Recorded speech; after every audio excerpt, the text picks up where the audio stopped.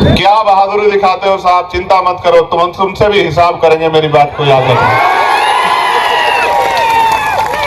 आपको याद है ना भीमा कोरेगांव, याद हो नहीं याद हो?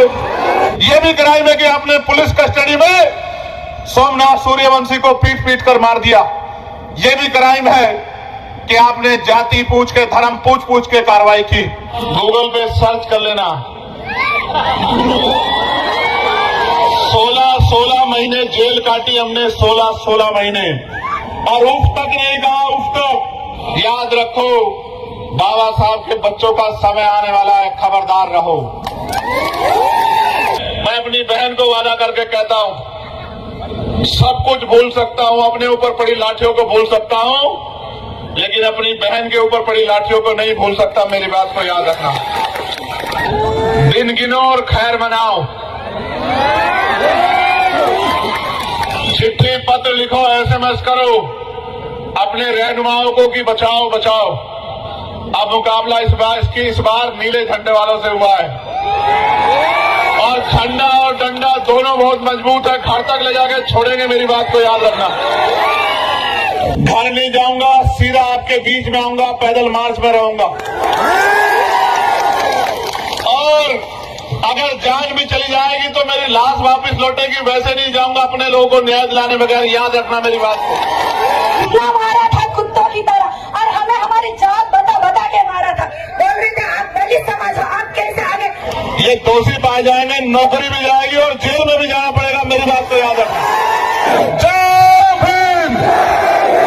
मैं चंद्रशेखर आजाद आपसे वादा करता हूं कि अगर मैं जीवित रहा तो उस असेंबली के बाहर बैठ के धरना देने का काम करूंगा कि अंदर बैठे लोगों का जमीर जागने का काम। ये लड़ाई ऐसे नहीं लड़ी जाएगी, ये मेरी बहन बेटी है, मेरे पास जवाब नहीं है। जिस तरह उसको पीटा गया, सार्वजनिक तौर पे लाठियां मारी गई, उसके बदन में कोई ऐसी जगह नहीं है जहां जूतों से कुचला ना गया, और कहने में दुख होता है। ये क्राइम है कि किसी महिला को जेंट्स, पुरुष पुलिसकर्मी मारपीट करे। क्या बहादुरी दिखाते हो साहब, क्या बहादुरी दिखाते हो यार। मैंने एक पुलिस के साहब से पूछा, मेरे साथ थे, कि सोचो ये आपकी बहन होती तो क्या बीतती आपके मन पे। आप तो अपना रिवॉल्वर निकाल लेते कि मेरी बहन को क्यों पीट दिया। क्या सिर्फ अपनी बहन बहन होती है, दूसरे की बहन बहन नहीं होती है क्या? क्या बहादुरी दिखाते हो साहब, चिंता मत करो, तुमसे भी हिसाब करेंगे, मेरी बात को याद रखना।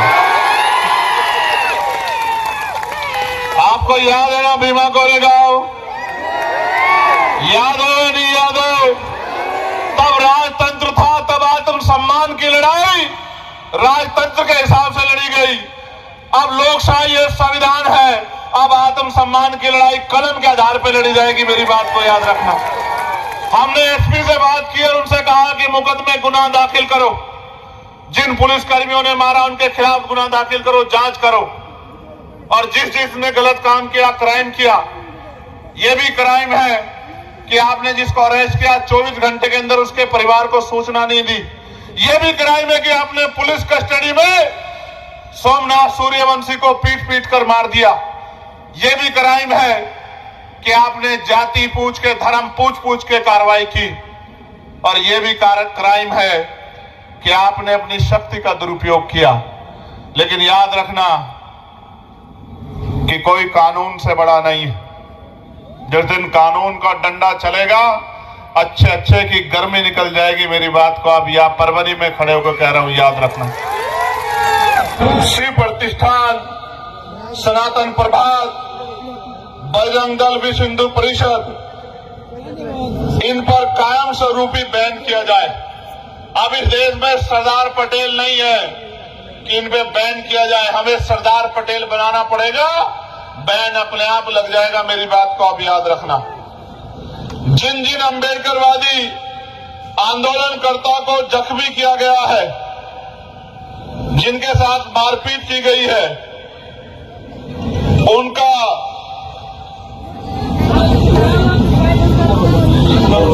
पुनर्वसन किया जाए।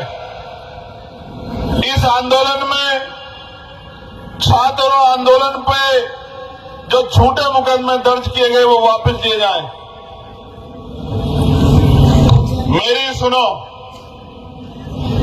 ये मांगे तो इसलिए करनी पड़ रही है कि हम पे यहां ताकत नहीं है।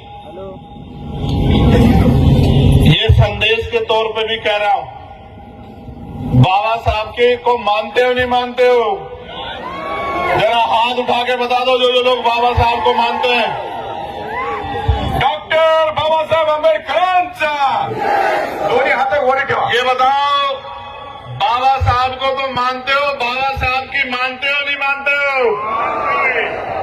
तो एक बात पे गौर कर लो, आखिरी में जाते हुए कह रहा हूं, मेरी फ्लाइट अगर ना होती तो मैं 2 घंटे भाषण देता। आपको जानते हो नहीं जानते हो? मैं पार्लियामेंट में लड़ता रहता हूं नहीं लड़ता रहता हूं कि मेरे को बोलना है। चाहे दीक्षा भूमि का मामला हो, चाहे चैत्य भूमि का मामला हो, चाहे दादर रेलवे स्टेशन का नाम डॉक्टर बाबा साहब अम्बेडकर के नाम पे हो, चाहे परभनी का मामला हो, बिड का मामला हो, सारे मामलों पर मैंने आवाज उठाने का काम किया। ये मेरी जिम्मेदारी है, क्योंकि मेरे रगों में वही खून दौड़ता है जो आपके रगों में दौड़ता है। हम बाबा साहब अम्बेडकर के सिपाही। लेकिन मैं आपको पूछना चाहता हूं, बाबा साहब ने तो ये भी कहा था कि राजनीति में हिस्सेदारी नहीं kरोगे तो सबसे बड़ा दंड ये होगा कि अयोग्य लोग आपके ऊपर शासन करेंगे। जिन लोगों पे संविधान क्या ABCD की जानकारी जिन लोगों को नहीं है वो राजकाज में बैठे हैं, और जो संविधान को मानने वाले हैं वो 18 दिन से सड़क पे बैठे। चिंतन करो कहां गलती हो रही। फिर बाबा साहब ने यह भी कहा कि political power is the master की। सुना है नहीं सुना है? जोर से बताओ, सुना है नहीं सुना है? Political power is the master की। सुना है? उससे आगे वाली लाइन भी सुनिए नहीं सुनिए? इट इज द मास्टर की by which you can open each and every door of your progress. राजनीतिक सत्ता वो चाबी है जिसके द्वारा आप अपनी सफलताओं के सारे ताले खोल सकते हो। आज आप मुझे ताकत अगर मेरे पास होती तो आपको 19 दिन यहां आंदोलन नहीं करना पड़ता। मेरे लोगों, आपको काम छोड़ के नहीं बैठना पड़ता। और एक MLA भी होता हमारा तो मुख्यमंत्री से आंख मिला के पूछता कि इस जुल्म को करने वाले खुलेआम कैसे घूम रहे हैं, उनको अधिकारियों पे कार्रवाई क्यों नहीं हुई? तो नहीं हुई। लेकिन कोई बात नहीं, आगे के लिए तैयार हो जाओ, चाहे मेरे रूप में हो या हमारे नीले झंडे वाले दूसरे यहाँ नेता उनके रूप में अपनी ताकत बना लो। मेरे लोगों को यहाँ जिंदा रहना है, मेरी बात को इशारों में समझ जाओ। आप पे ताकत नहीं बनेगी तो आपकी आवाज नहीं होगी। और जिन कहते हैं ना, जिनका दल नहीं होता उन पे बल नहीं होता, और जिन पे बल नहीं होता उनकी समस्याओं का हल नहीं होता, जिनके पास नेता नहीं होता उनका कुछ नहीं होता। अगर आज आपके पास ताकत होती, हिम्मत ही नहीं होती कि हमारी बहनों की तरफ कोई डंडा उठा देता। अगर कि बहनों के सम्मान में कुछ उठता तो सैल्यूट करने के लिए उनका हाथ उठता जिन्होंने आज डंडा उठाया है। लेकिन वो दिन भी आएगा, मेरी बात को याद रखना। और मैं कहता हूं, आंसू मत बहाना। डॉक्टर बाबा साहब अम्बेडकर के बच्चों, आंसू मत बहाना, क्योंकि आंसू बहा के आपके जख्म कुछ दिनों में सूख जाएंगे और आंसू बहा के पीड़ा निकल जाएगी। इस पीड़ा को संभाल के रखना, ये पीड़ा आपको शक्ति देगी।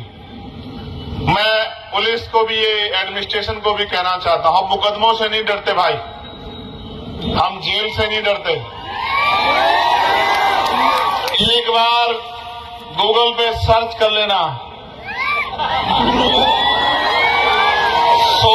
16 महीने जेल काटी हमने, 16 महीने, और उफ तक नहीं कहा।